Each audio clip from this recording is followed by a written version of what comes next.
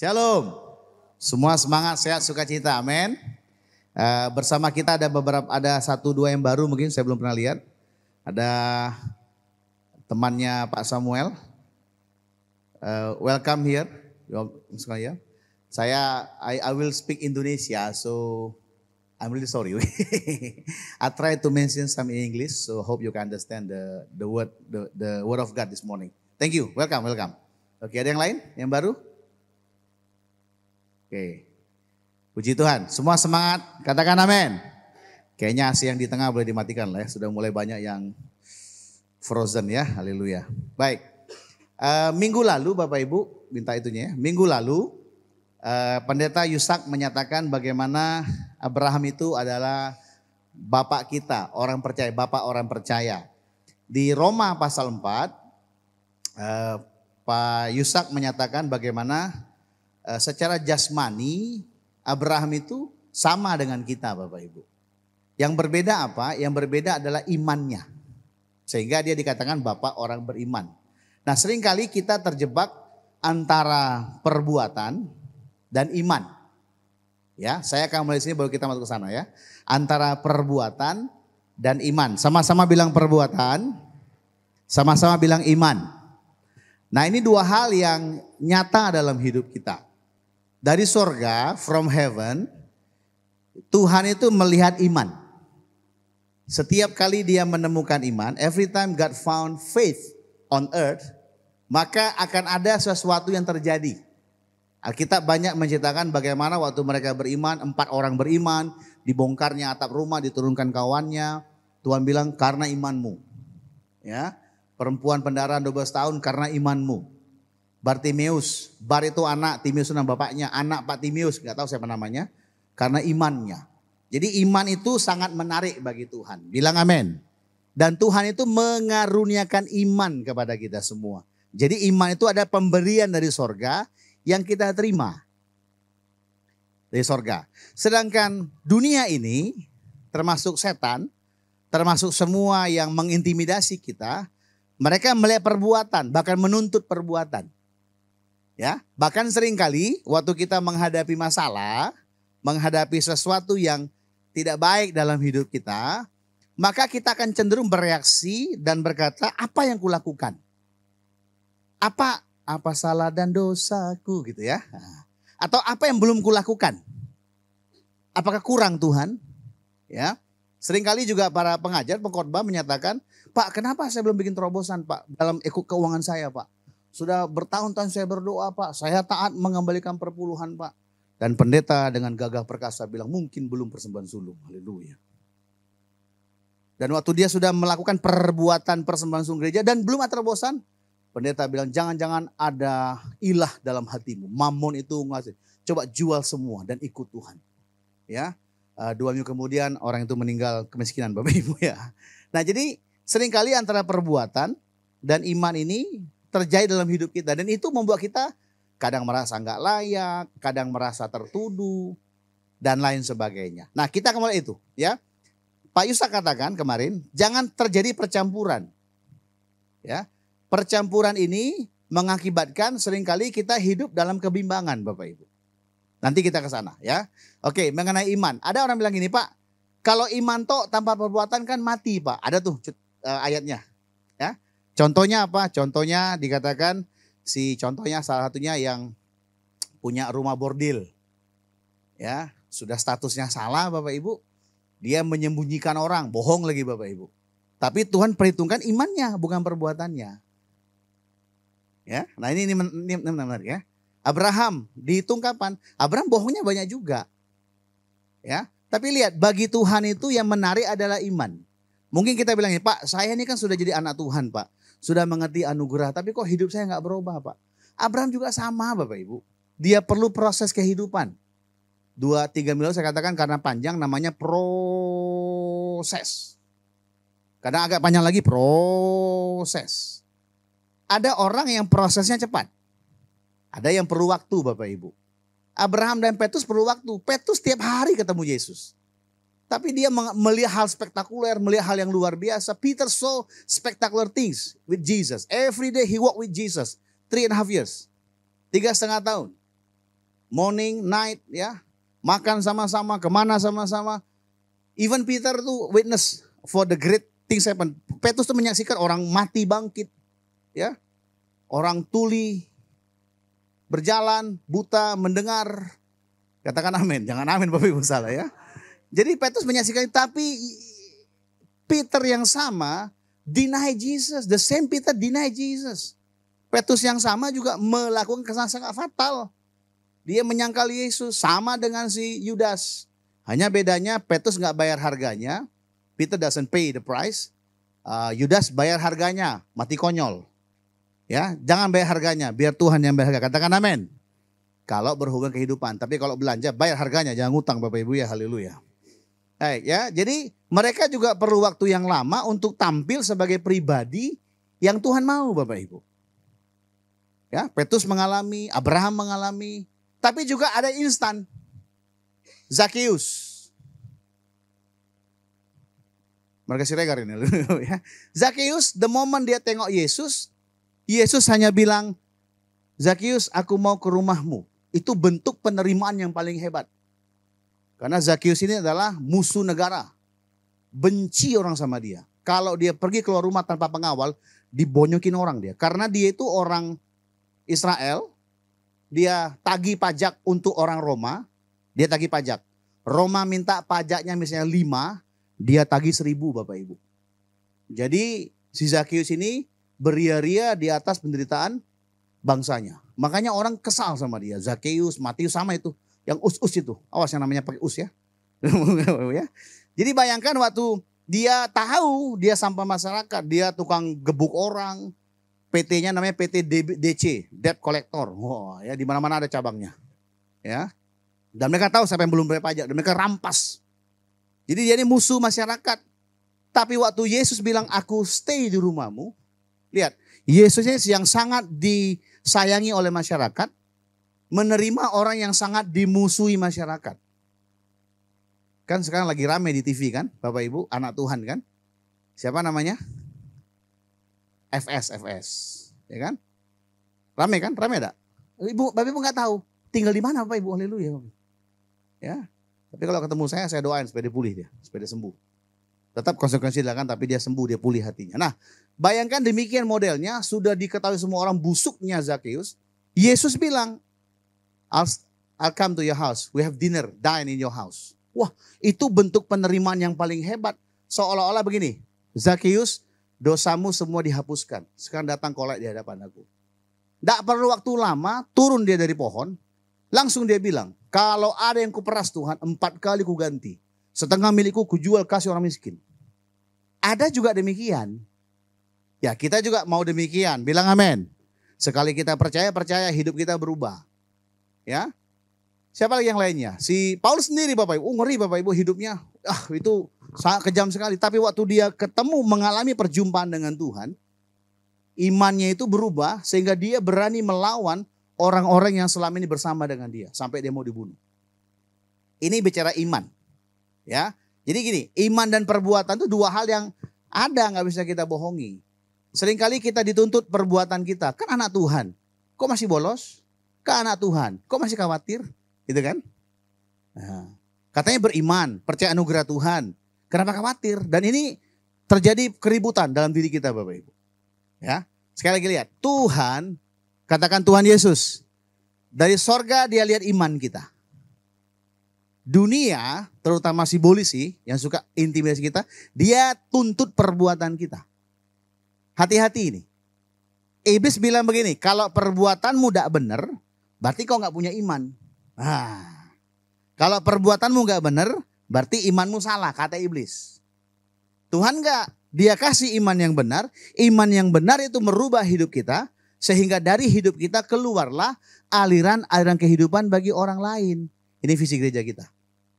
Ada orang yang cepat berubah, ada yang perlu waktu. Coba lihat kiri kanan, kira-kira perlu waktu atau sangat tidak bisa berubah? Tengok dulu.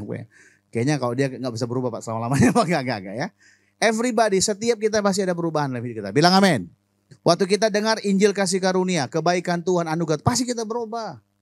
Kita diterima oleh Tuhan, kita dipulihkan oleh Tuhan. Tuhan gak lihat belakang Bapak Ibu, dia lihat ke depan.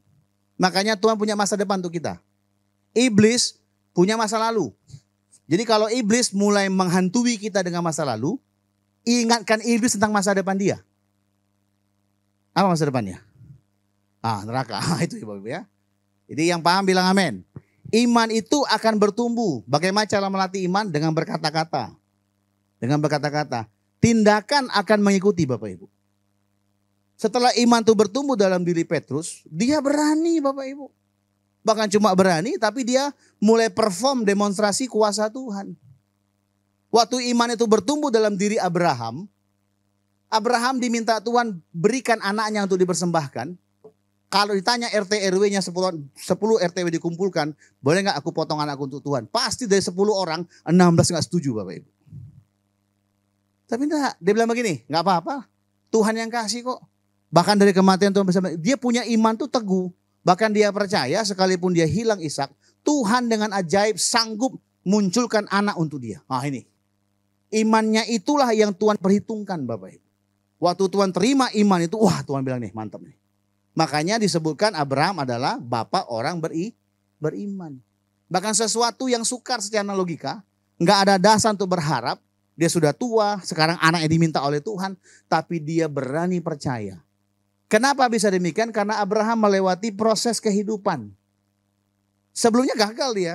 Tuhan kasih iman punya anak, dia bantu Tuhan. Perbuatannya bantu Tuhan, gagal. Tapi waktu dia dapat iman itu hidup dalam dirinya, dia berani melakukan tindakan yang sangat luar biasa. Mempersembahkan anaknya dengan percaya Tuhan sanggup membaikkan anak yang mati. Jadi Bapak Ibu, dari sorga lihat iman akan dari roh ke jiwa ke tubuh. Dunia menuntut dari tubuh untuk membuktikan ada yang di roh. Katakan amin. Katakan amin. Ada banyak kita diajar untuk bertindak dengan benar. Tapi hatinya belum benar. Makanya saya katakan Tuhan itu bukan behavior modification. Bukan perubahan perilaku yang diutamakan. Enggak. Tapi heart transformasi. Jadi perubahan hati itu yang penting. Kalau hati sudah berubah Bapak Ibu. Kayak Ko James kan berubah hatinya cinta sama cewek itu Bapak Ibu. Gunung dia daki, lautan dia seberangi Bapak Ibu ya. Pakai Lion Air Bapak Ibu ya. Ditolak pun terus datang Bapak Ibu. Dihina pun terima dia.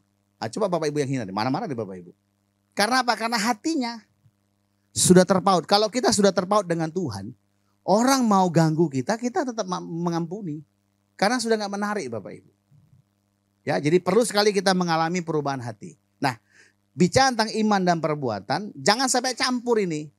Kadangkala kita berpikir karena perbuatan kita, maka kita diberkati. Oh, karena aku berdoa banyak Pak. Karena aku lakukan ini. No. Dimulai dengan iman. Tapi iman itu juga akan memunculkan satu gerakan, perbuatan. Tapi ingat, perbuatan itu tidak akan menyempurnakan iman. Enggak. Tapi iman sempurna kita terima dan kita mulai bertindak. Contoh Bapak Ibu, kita aja gereja kita, GBI Raja Isa.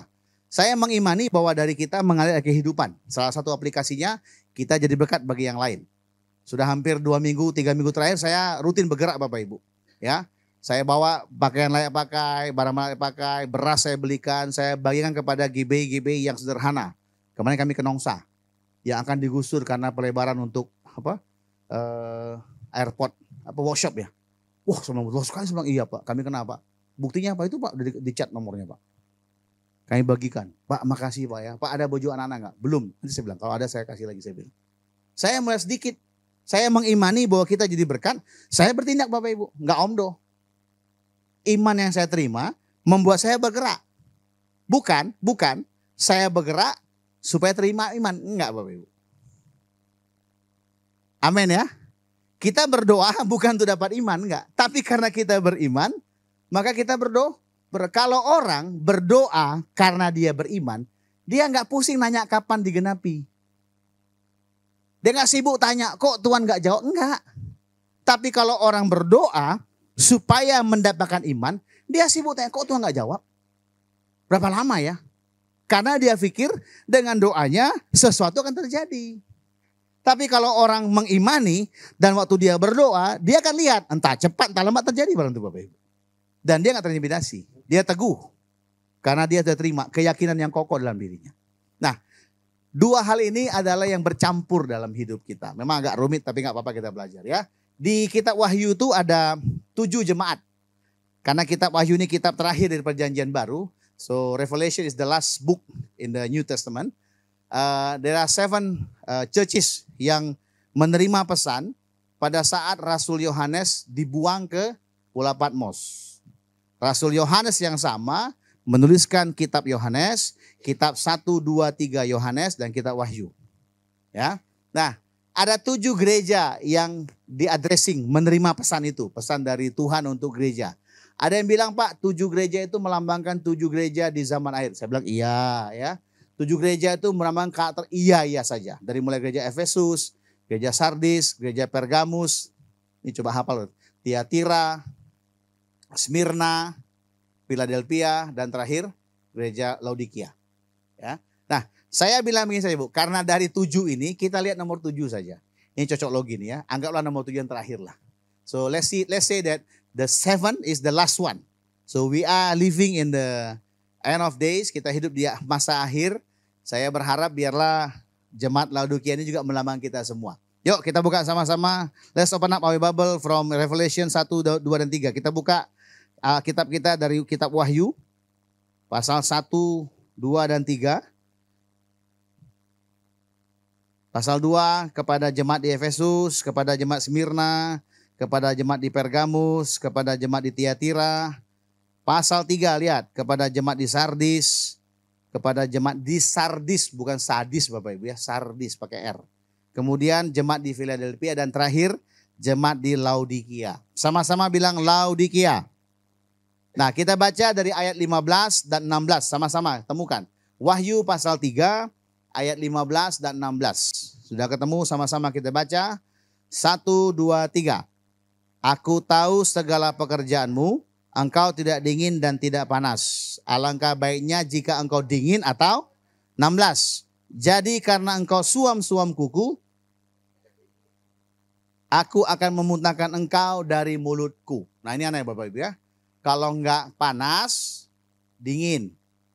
Bagusnya panas atau dingin. Ada banyak bilang, Pak kalau kita makan kan kita pengen yang panas. Kita pengen, salah. Tidak ada hubungan Bapak Ibu.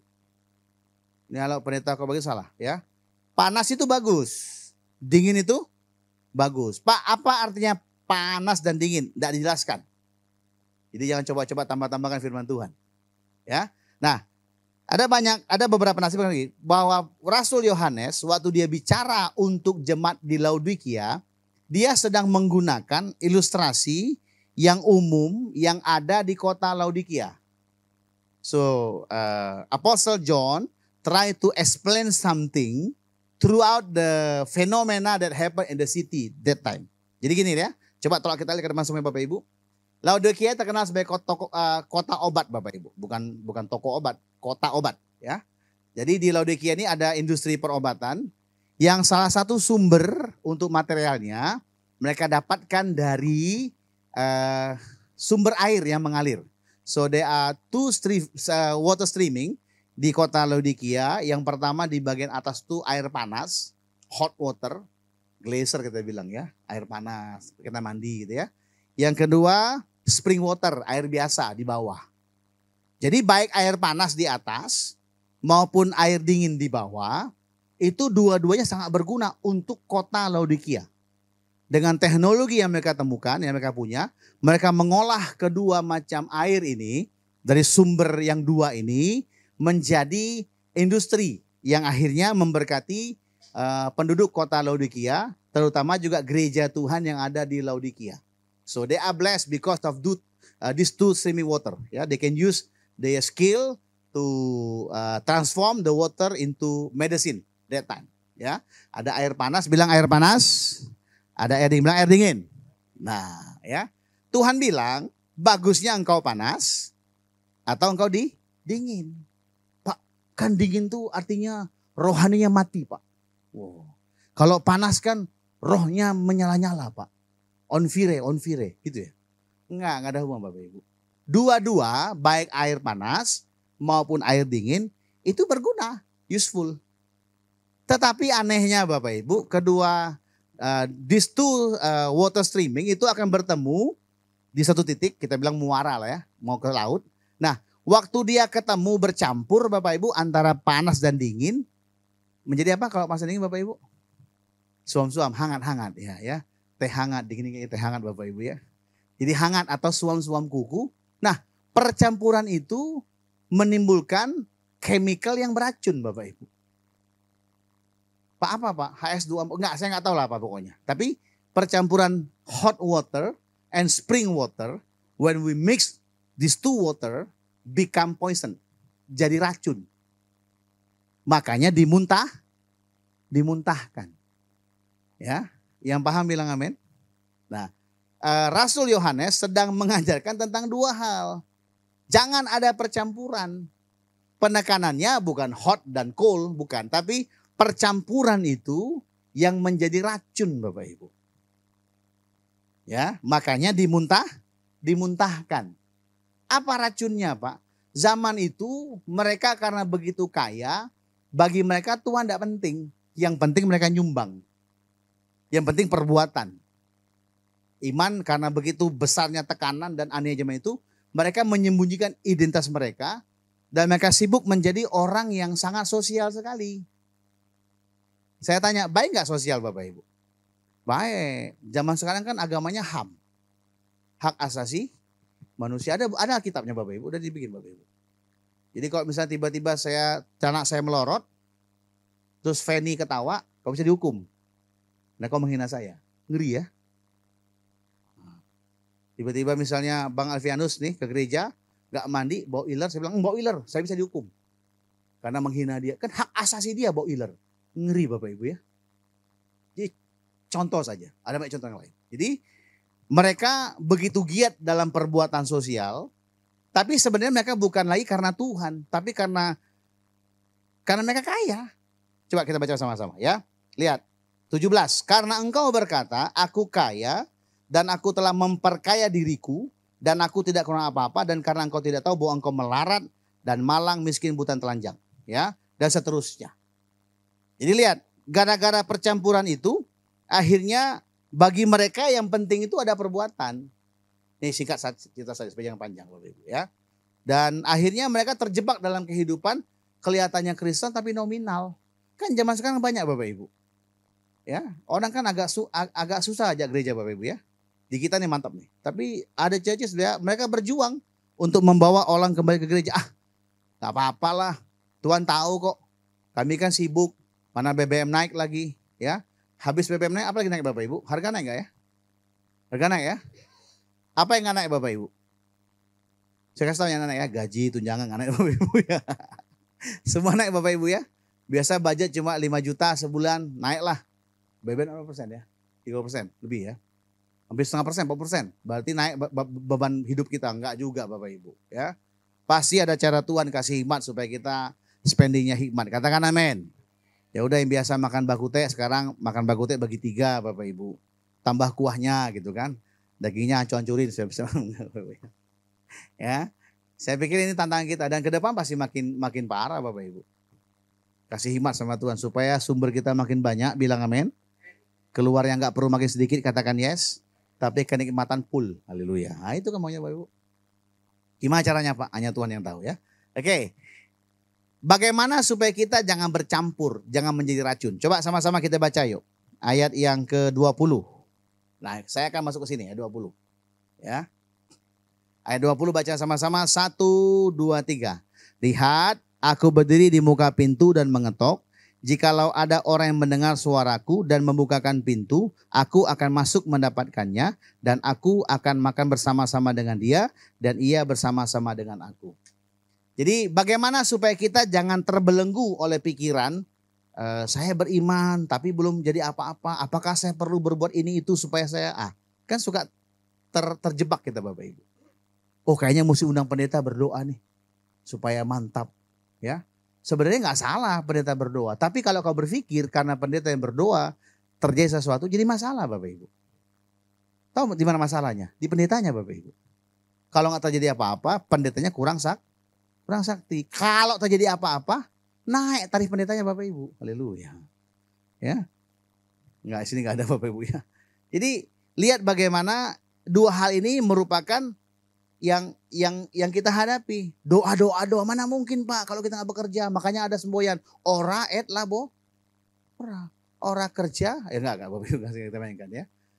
Doa dan kerja, labor kerja, ora berdoa.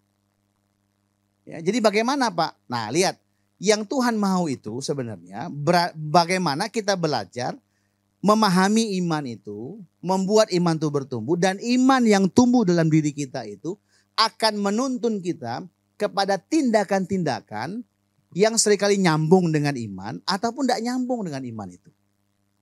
Saya jelaskan contoh.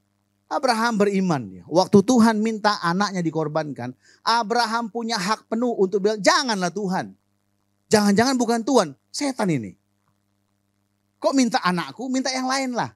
Tapi Abraham enggak, dia taat. Karena apa? Dia punya iman mengatasi logikanya. Pasti Tuhan sediakan. Ya, tapi ada juga iman yang mengikuti logika. Waktu Petrus dan Paulus dan kawan akan menyeberang ke Eropa, tiba-tiba karena berhubungan dengan orang Makedonia, Paulus itu membayangkan bahwa Makedonia ini lebih masuk akal untuk dikunjungi. Akhirnya bukannya ke Eropa, dia malah ke Makedonia. Justru dari Makedonia itu dia tengok orang udah siap, maka Injil kemana-mana Bapak Ibu.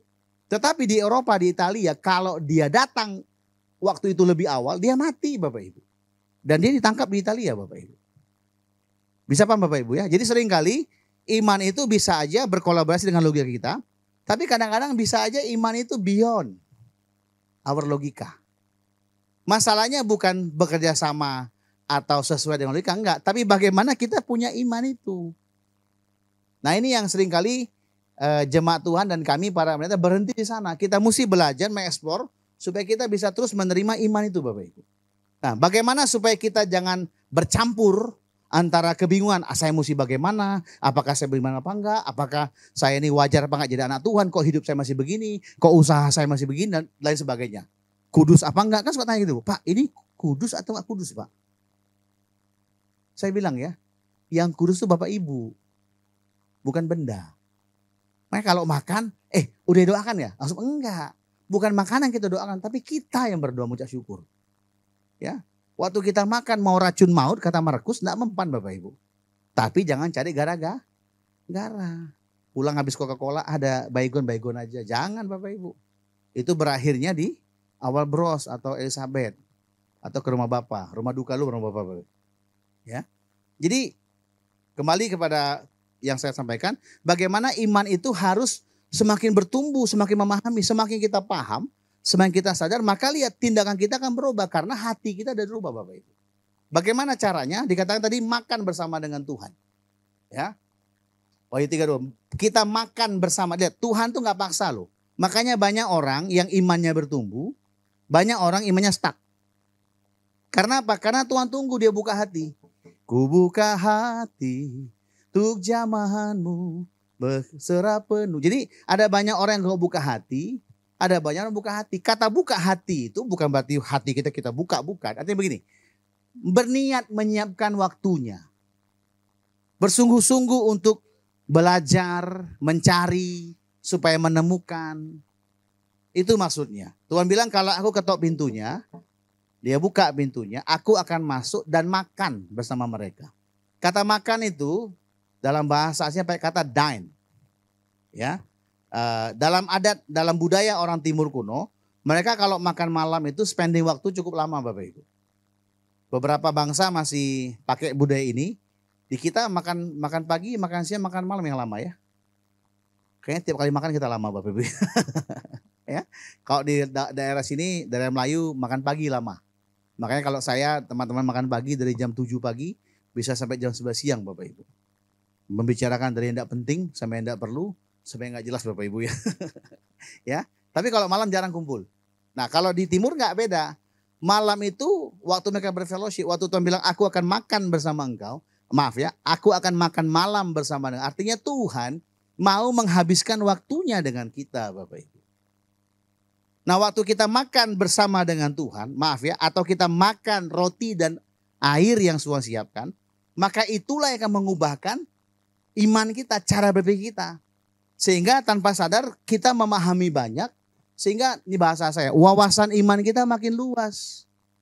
Dan waktu kita paham lebih banyak, wawasan kita lebih luas, maka kita nggak akan mungkin melakukan hal-hal yang melecehkan hidup kita dan melecehkan Tuhan, Bapak Ibu. Semua orang tahu kok, jangan mencuri, jangan membunuh. Tapi kalau kita dihadapkan kepada situasi yang sulit, kita kadang-kadang bisa membunuh, bisa mencuri. Tetapi kalau diajarkan, diluaskan wawasannya, maka sekalipun susah kita bilang enggak. Kalaupun aku mesti mati, Tuhan tahu kok. Seperti Abraham. Membela hidupku. Kalau aku mesti susah pun Tuhan tahu kok menolong aku. Jadi kita perlu sekali menghabiskan waktu kita bersama dengan Tuhan. Sekali lagi, kita perlu sekali memberikan waktu kita untuk belajar tentang pribadi Tuhan. Amin. Yuk kita balik lagi lihat sama-sama ke depan. Ini agak rumit tapi nggak apa, kita belajar sama-sama ya. Di makan bersama Yesus itu, saya katakan Yesus itu sesungguhnya adalah roti hidup dan air hidup. Waktu di Yohanes pasal 4, dia ketemu dengan perempuan Samaria. Yesus bilang, akulah air hidup itu. Lihat. Waktu Yesus bilang, akulah air hidup itu. Dan kalau engkau minum daripadaku, engkau tidak akan dahaga selama-lamanya.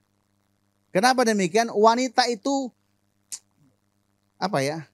KTT Bapak Ibu. Tahu KTT Bapak ya? Kurang tati tayang Bapak Ibu ya. Dia sudah mencoba nikah 5 kali. Gak berhasil, yang keenam masih latihan Bapak Ibu. Masih kumpul kerbau ya. Horbo Jolo, Horbo Budi, saya nggak tahu Bapak Ibu ya. Jadi dia gagal terus, gagal dalam bercinta. Ya. Nah waktu ketemu dengan Tuhan, dahaga yang dia miliki dalam jiwa itu Tuhan puaskan Bapak Ibu. Gara-gara perempuan itu mengalami kepuasan dalam hidupnya, ini bahasa iman ya, mengalami pemahaman yang berbeda tentang Tuhan itu, Alkitab mencatat dia langsung menjadi orang yang membawa banyak, satu kampung dia bawa dia untuk ketemu Tuhan Bapak Ibu. Padahal secara skill dia gak punya kemampuan apa-apa. Pengalamannya baru, dia ketemu dengan Yesus, mengalami Tuhan Yesus, mengalami wawasan iman yang luas Bapak Ibu. Spending waktu dengan Tuhan sementara para murid cari makanan ke kota. Alkitab bilang lewat perempuan yang sederhana itu, satu kota dimenangkan. Yesus bilang akulah air hidup. Di pasal 6 dikatakan akulah roti hidup. Kenapa kalian ikut aku? Kalian sudah makan roti itu. Ya, makan firman kehidupan itu. Makan ucapan firman Yesus yang membuat mereka bingung kok. Ngajarnya berbeda ya. Kok ngomongnya berbeda ya. Kalau bahasa orang karismatik kayak ada karismanya. Bahasa sehari ada sihirnya membuat kita ikut dia. Ya. Padahal Yesus sedang mempraktekkan bahwa dialah roti hidup. Yesus bilang, kenapa kau ikut aku? Karena kau sudah makan. Engkau sudah mendengar aku bicara. Makanya kau pengen dengar. Dan itu membuat mereka dipuaskan Bapak Ibu. Makan bersama Yesus itu maksudnya Bapak Ibu, kita menikmati roti dan air yang Tuhan sediakan. Amin. Amin. Roti itu bicara tentang Yesus sendiri Bapak Ibu. So we need to eat Jesus. Kita perlu makan Yesus tiap hari Bapak Ibu. Iman timbul karena pendengaran. Pendengaran akan firman. Firman Yesus. Bukan firman logos. Firman rema. Alkitab PLPB itu firman logos. Logos itu mulia Bapak Ibu. Tetapi logos itu tidak bisa mendatangkan iman pada kita. Saya maksud ngomong. Sampai logos itu diubahkan menjadi rema. Baru iman itu muncul Bapak Ibu. Amin. Amin. Nah Lukas pasal 24. Coba kita buka sebentar. Lukas 24. Nanti kita kembali ke percampuran ya. Lukas pasal 24. Ayat 30 Bapak Ibu. Coba sama-sama kita baca. Luke chapter 24. 30-31. 1, 2, 3.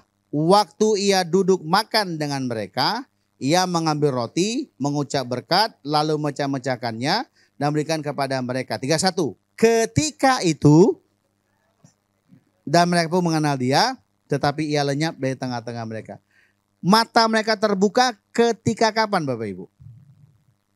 Ketika roti dipecahkan. Ini bahasa ilustrasi. Ya, nah kalau kita balik ke atasnya sebentar, lihat ayat yang ke 27. Ya, saya baca. Lalu ia menjelaskan kepada mereka apa yang tertulis tentang dia, tentang siapa? Tentang Yesus dalam seluruh kitab suci. Mulai kitab Musa, Kejadian, Keluaran, Imamat, Bilangan, Ulangan, sampai kitab Nabi-Nabi, sampai Maliaki. Ini kitab apa namanya? Perjanjian Lama. Yesus menggunakan perjanjian lama untuk menjelaskan siapa dirinya. Pertanyaan begini, kenapa Yesus nggak pakai perjanjian baru? Ada yang jawab? Yang bisa jawab kita ke Israel. Dulu ya, ada. Kenapa Yesus pakai perjanjian lama? Kenapa ada pakai perjanjian baru? Ada yang tahu? Perjanjian baru belum ada Bapak Ibu. Sederhana jawabannya Bapak Ibu. Jadi lihat, ternyata Israel nanti ya. Oke. Oh dia gak punya iman dia. Udah lah gak usah jadi. Oke lihat ya. Ternyata dari kitab Kejadian sampai kitab Maliaki sudah ada Yesus di dalamnya. Tapi karena kan roti itu kan roti kehidupan itu.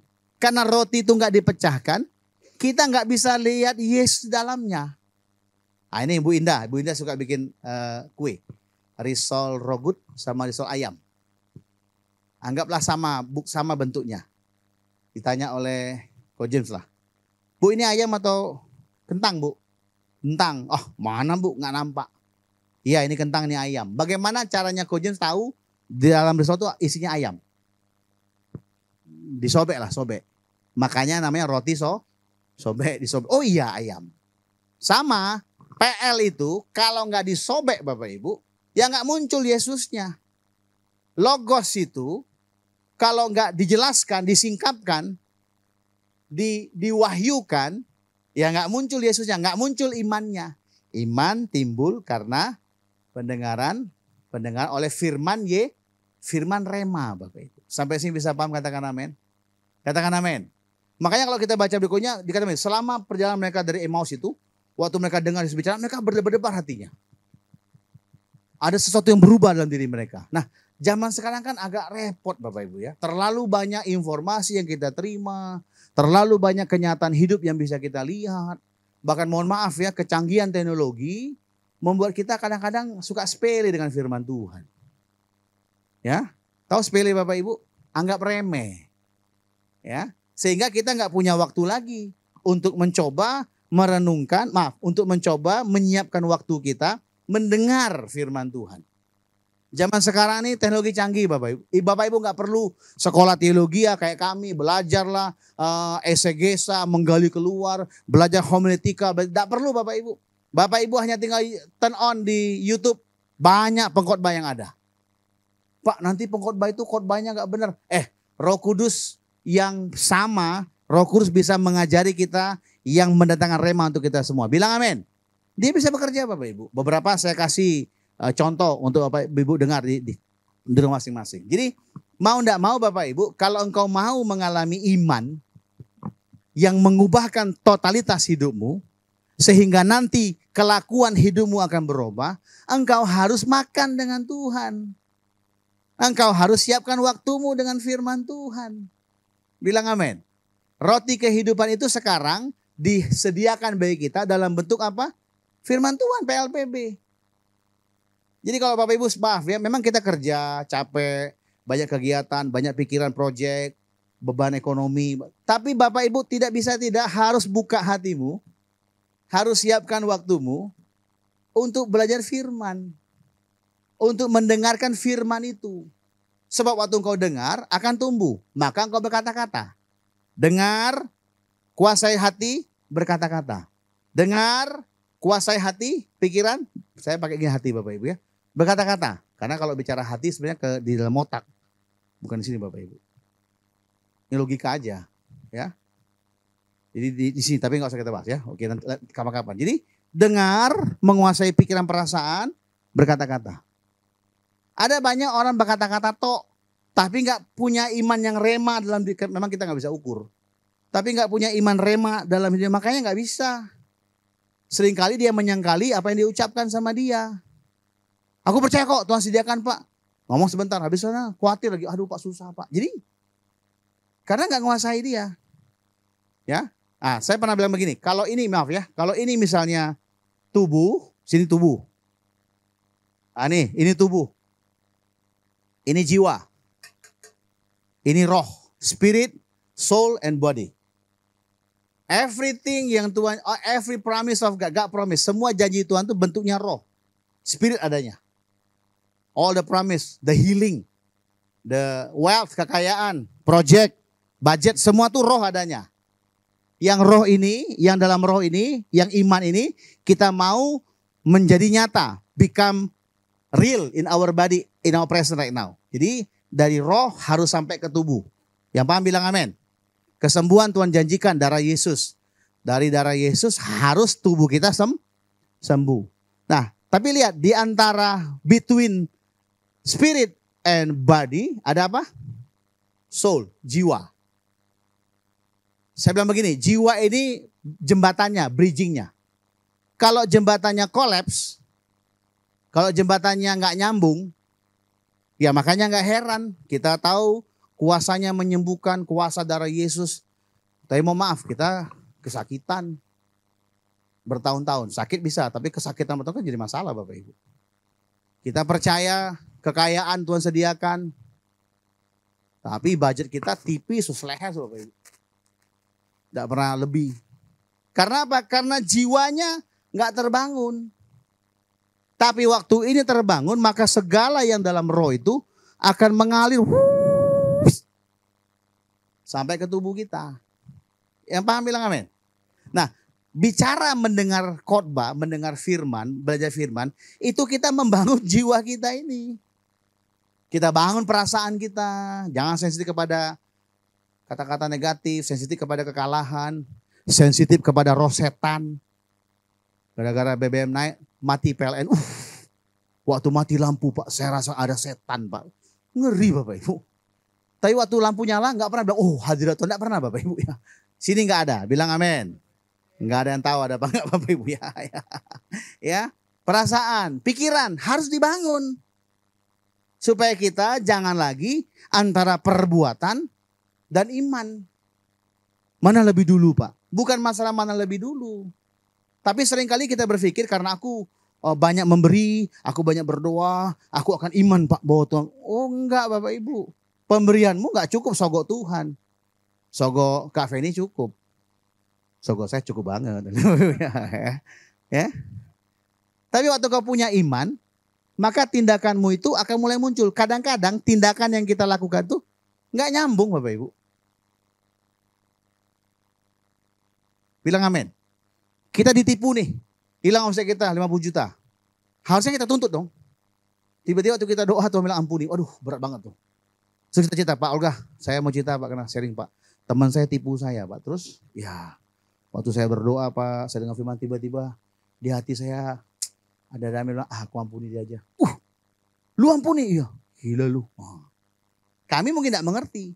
Tetapi waktu rema itu terjadi bagimu dan kau bilang aku ampuni Pak. Saya percaya, saya sangat percaya, entah bagaimana caranya, Tuhan bisa kembalikan 50 itu, entah gak tahu gimana caranya. Bahkan Tuhan bisa lipat gandakan, katakan amin. Bukan, bagi Tuhan itu gak penting. Yang Tuhan penting itu iman yang ditemukan. Katakan yes. Katakan amin. Waktu saya mulai berbagi barang-barang sederhana, mungkin orang bilang gak seberapa. Tapi mereka bingung. Kok sering Pak Pendeta? Iya, saya bukan karena kerajinan, enggak. Karena saya mengimani saya bilang. Aku terima Tuhan sampai suatu ketika Tuhan kan saya bilang. Suatu ketika nanti kita punya duit banyak, ada gereja yang rusak, kita perbaiki. Tak usah pakai publikasi. Udah kita perbaiki. Pimpronya gantian. Entah Pak Suroso mungkin gereja sana, Kobe sana kita perbaiki. Atapnya perbaiki yang bocor. Kita bilang udah siap Pak Pendeta siap ya sama ibadah. Dan kita puas Bapak Ibu. Gak usah kita Facebook kan gak usah. Kita aja udah. Amin. Amin. Itu saya imani. Belum kesana nggak apa-apa. Saya mulai cari pakai yang layak pakai. Saya angkut dari Marina jauh Bapak Ibu. Saya beliin berasnya yang terbaik, yang bagus, yang cukup harganya. Saya antar lagi Bapak Ibu. Pak Pendeta kami jemput. Oh jangan. Nggak boleh saya bilang. Saya mesti antar. Tempat kami lumpur Pak. Masih bisa lewat. Masih asal lewat saya bilang. Ya, karena iman yang saya terima itu menggerakkan saya. Kalau nanti Tuhan percayakan kontainer, ya saya senyum-senyum aja. Kalaupun enggak, tetap senyum juga Bapak Ibu. Tapi kayaknya enggak lah, pasti Tuhan percayakan lah Bapak Ibu. Bilang amin dulu, haleluya. Itu contoh. Saya nggak tahu bagaimana pengalaman hidup Bapak Ibu. Yang penting terima imannya dulu. Siapkan waktumu belajar firman. Dengar dia bicara. Karena waktu engkau dengar firman, tiba-tiba matamu disingkapkan. Iya Tuhan ya, kok aku bodoh sekali Tuhan. Kok aku mau sakit hati Tuhan ya. Ngapain Tuhan? Kalau aku sakit hati kembali uangku, ya aku sakit terus kan nggak kembali juga. Sudah dia ambil uang kita buat sakit hati. Kan double Bapak. Amin. Iman yang sama juga memberi kita hikmat supaya nggak gampang lacur dalam hidup ini. Iman yang sama. Yang penting itu imannya itu bertumbuh dalam kita. Dan kita mulai bertindak seperti yang iman itu mau. Bisa saja sesuai logika, bisa saja di luar logika. Doesn't matter. Tapi lihat hasil akhirnya Tuhan akan melipat gandakan segala yang baik untuk hidup kita. Dan lewat hidup kita yang baik itu juga akan mengalir kepada yang lain. Yang mengerti bilang amin. Bayangkan Bapak Ibu, perempuan yang Samaria itu satu kampung tolak dia. The woman, the Samaritan woman. Everybody in the village, they hate that woman. They curse that woman. Every time the woman walk by, they say, pelacur, najis. Bahasa Indonesia. Setiap kali perempuan itu jalan di depan umum, mereka bilang, pelacur, najis. Ya, perempuan itu namanya sekarang ada, namanya pelakor. Apa pelakor? Sini nggak ada ya? Sini nggak ada. Kok gitu? Kenapa? Kamu nggak ada tahu? Oh nggak tahu juga. Oke. Ya, pengalaman saya Pak. Ya oke enggak usah ya. Ya, pengambil laki orang. Makanya kalau perempuan tuh lewat ke pasar Bapak Ibu, semua ibu-ibu langsung pegang tangan suaminya. Karena 5 kali kawin Bapak Ibu, gagal. Yang ke-6 latihan Bapak Ibu, belum resmi masih latihan. Jadi bayangkan saking malunya perempuan ini, besar kemaluannya Bapak Ibu, enggak tahu saya besar mana, pokoknya besar kemaluannya. Dia ke pasar, kan orang kan pagi ke pasar. Dia sudah orang beres-beres baru ke pasar dia Bapak Ibu. Ashamed. Very shame this woman. Don't want to meet people. Gak mau ketemu orang. Tapi lihat waktu dia ketemu dengan Yesus, dia minum dari Yesus, imannya muncul. Lihat, perempuan yang sama ini, yang sampah masyarakat ini, dia berani patentengan, atau patentengan, bahasa Batak, patentengan, gaya-gaya. Dipanggil semua orang, woi, sini woi. Yang tadi dia malu ketemu orang, sekarang dia malu-maluin Bapak Ibu. Manggil-manggil orang, supaya ketemu Yesus. Secara logika kan tidak masuk akal itu. Tapi lihat perubahan hidupnya. Sama dengan kita. Waktu engkau makan dengan Yesus, waktu engkau minum air kehidupan itu, maka lihat hari demi hari kehidupan dirubah, hatimu diubahkan. Dan waktumu diubah, hatimu diubahkan. Gerak langkah hidupmu kan dibawa Tuhan Bapak Ibu. So you walk as Jesus walk. Kita akan hidup seperti Yesus hidup. Bilang amin. Bilang amin. Ada banyak orang kerja keras. Saya suka kerja keras Bapak Ibu. Tapi kalau kerja keras itu mendatangkan kekhawatiran, tanda tanya. Berarti kita mengandalkan kekuatan kita. Tapi kalau iman itu mengajari kita untuk bekerja rajin Bapak Ibu, kita rajin kerja. Gak khawatir. Dan bersyukur sehingga kerjaannya beres dan gak khawatir. Sukacita kerja dia.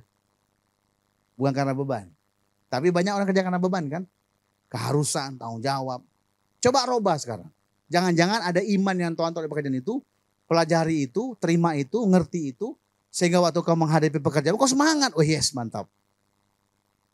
Ya, kalau gara-gara kerjamu kau sakit, gara-gara kerjaanmu engkau tidak punya waktu dengan keluarga, tidak punya waktu ibadah, jangan-jangan kau sedang mengandalkan kekuatanmu untuk mencukupi segala hidupmu, dan baru kau bilang Tuhan berkati hidupku, kau minta iman kepada dia. Oh nggak bisa Bapak Ibu, gagal Bapak Ibu. Balik sekarang. Saya ini lagi dengan Bu Lima. Dia suka bilang begini, Papi ini kan enggak bikin apa-apa Papi. Ayolah Papi, bikin sesuatu, terimalah jawab khotbah Papi. Saya diundang khotbah, saya enggak mau Bapak Ibu. Ya, Jakarta bilang, Pastor, Jakarta ya please ya. Tempat kami ya, kita ngobrol besok gimana. Saya di Batam, saya bilang. Papi, secara logika, undangan itu adalah penuaian. Enggak paham ya, jangan apa-apa lah. Ini paham enggak? Kan kalau saya khotbah tempat dia kan dikasih angpau Bapak ya. Kalau sekali angpaunya 1 kali, kalau 5 kali. Saya bilang enggak. Saya bilangin sama Bu Lima, saya mau bukan karena kerjaku, Bukan karena kegiatanku, aku diberkati Tuhan. Agak norak Bapak Ibu. Tapi aku bilang sama dia, aku terima itu Mami dari Tuhan. 20 tahun, 20 years, I serve God. I say I serve God. I do church things. Saya bikin semua kegiatan gereja. Karena apa? Karena untuk dapat sesuatu. Ya enggak salah. Tapi ini waktunya saya belajar enggak sebenarnya. Bukan karena saya banyak kegiatan, bukan karena saya banyak mengembangkan, maka saya terima banyak enggak sebenarnya. Kalau bila perlu saya tidak ngapa-ngapain, saya terima banyak. Ah, marah kan? Marah kan? Enak aja ya nggak apa-apa. Tapi waktu saya terima banyak, saya bikin banyak Bapak Ibu. Ayo gimana? Amin? Amin? Sampai beberapa kontak, bos duit lu banyak ya? Amin gue bilang, nggak ada duit Bapak Ibu. Bergerak terus, pasti bisa Bapak Ibu. Karena apa? Karena iman tuh sudah hidup dalam diri saya. Jadi saya nggak takut. Nanti di minggu depan nih bagi lagi nih. Bilang Pak Kris, udah siap 2 karung? Udah siap Pak? Nah, nanti saya ambil lagi Pak. Saya mau bawa ke daerah Pugur. Gereja sederhana. Saya beli berasnya. Nanti Senin saya beli berasnya. Ah pasti ada duitnya lah. Ya minimal 1 juta saya beli beras. Banyak Bapak Ibu. Bagusnya untuk kita semua kan. Ah Bapak Ibu udah kaya semua ini. Haleluya. Makannya udah enak semua ini. Amin. Amin. Oke, nanti siang kalau belum makannya enak, nanti siang kita makannya enak. Amin Pak Menson? Udah siap ya? Tapi untuk 30 orang, jadi kita banyak, kita rebutan Bapak Ibu ya, kita berantem.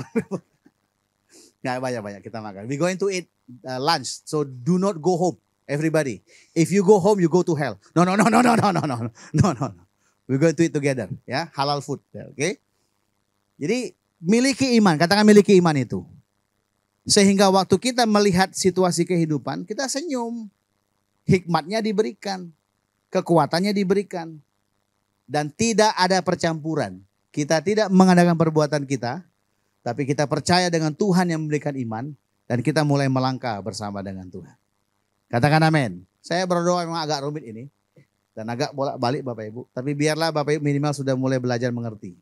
Ya, jangan andalkan perbuatanmu. Tidak bisa Bapak Ibu. Waktu kau berdoa, doa dengan tuluslah. Jangan ada udang di balik gandum.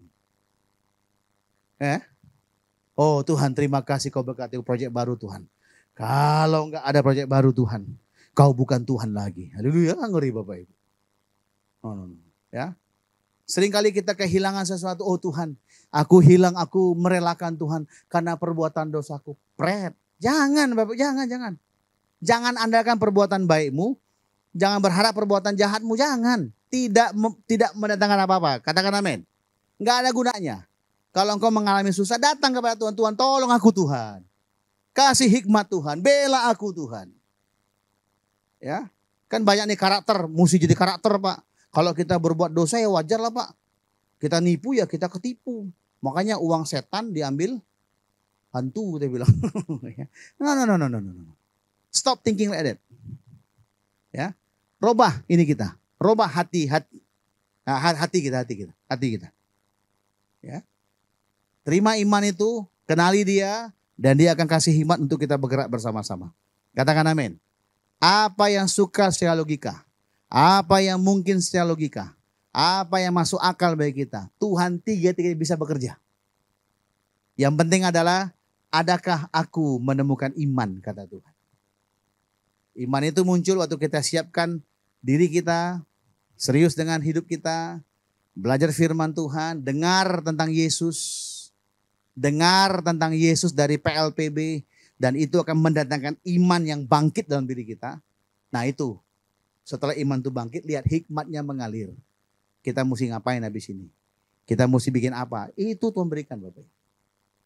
Karena hikmat itu berkaitan dengan iman. Makanya iman dan hikmat dua Bapak Ibu. Ya, waktu iman terjadi, tiba-tiba hati kita berkobar-kobar, kita semua, iya ya kenapa kok percaya? Nah, nanti hikmatnya turun Bapak Ibu. What to do?